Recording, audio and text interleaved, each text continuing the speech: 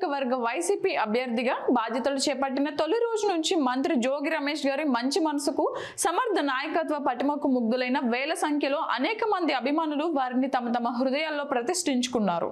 దానికి మరో ఉదాహరణ కంకిపాడు మండలం ఉప్పలూరు గ్రామానికి చెందిన పి గణేష్ అనే యువకుడు తమిళనాడులో ప్రసిద్ధిగాంచిన నాగపట్నంలోని వెలంగిని మాత ఆలయాన్ని మోకాళ్లపై నడుస్తూ సందర్శించుకొని ఎన్నికల ఫలితాల్లో జోగి రమేష్ ఘన విజయం సాధించాలని ప్రార్థించడం జరిగింది.